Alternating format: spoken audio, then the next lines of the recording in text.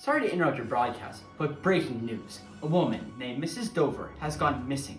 She was last seen going towards a taxi facing the main road to make a trip back to her house after she visited her other home in the city. She spent her day prior to the disappearance shopping before heading to her final destination. We have one of her family members here, Mr. Henry Mayberry, a distant uncle on her mother's late side. He was kind enough to give us a bit of his time to tell us his thoughts on his missing niece. Thank you for being here, Mr. Mayberry. I believe you have some thoughts on the disappearance of your niece. Righto! I'm pretty sure I saw her dash towards her old home. See, I was tending my old roses while watching Patty here, and I noticed a flash of her red hair. See, red hair came from my side, way back on the Irish part of her grandpappy, so I think she was probably getting in her trunk. The women of our family are good stashers of their personal things.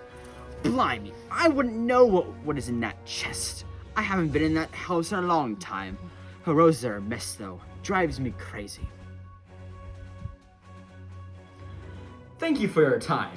Hope you have a good year with your roses. Other family members who wish not to be filmed here have claimed that she visited her old broken down city home to get things. It is assumed that she had needed something of import from a chest in her old bedroom.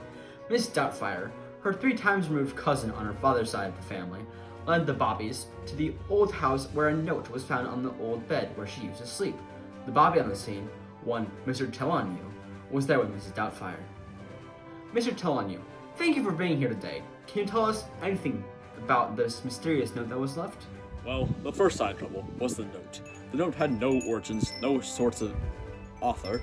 The note also had been in tattered shape, where it had been hard for us to interpret the meaning of the note itself. The best we could make out of it was the very final line. You may expect me, therefore, at the hour arranged. Until then. Family members have also told us that they saw her get into a cab. That is odd, since we don't see many city cabs in this sort of village. We are looking into any records of cabs being taken into this part of the village. We are yet to identify this cab's company. If you have happened to have seen this cab, call us at the village post. Thank you, Mr. Telonu. Again, if anyone has known whereabouts this cab or cab company, or have seen Mrs. Dover, please contact the village post. She was last seen in a blue silk shawl, wellies, and a tweed jumper. The family is very worried and asks if anyone has any information to please call your local police department. Now, back to your broadcast.